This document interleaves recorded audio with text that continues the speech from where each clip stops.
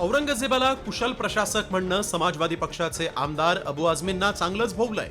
आझमींवर संपूर्ण अधिवेशन निलंबनाची कारवाई करण्यात आली। कॉमस्कोर नुसार आता isakal.com आहे देशातील नंबर 1 ची मराठी न्यूज वेबसाईट। प्रत्येक अपडेटसाठी isakal.com ला नक्की भेट द्या। गेल्या 2 दिवसांपासून आझमींवर कारवाई करण्याची मागणी सत्ताधारी पक्षाकडून करण्यात येत होती। उपमुख्यमंत्री एकनाथ शिंदे यांनी हा मुद्दा उचलून धरत आझमींना निलंबित करून त्यांच्यावर देशद्रोहाचा गुन्हा दाखल करण्याची मागणी केली होती। तर विधान परिषदेत मुख्यमंत्री देवेंद्र फडणवीसांनी आक्रमक भूमिका घेतली। त्यानंतर विधानसभेत निलंबनाचा प्रस्ताव मांडण्यात आला आणि बहुमतानं हा प्रस्ताव मंजूर करण्यात आला। मी आता सभागृहासमोर सदर प्रस्ताव मतास टाकतो। अनुकूल असतील त्यांनी होय म्हणावे, प्रतिकूल असतील त्यांनी नाही म्हणावे।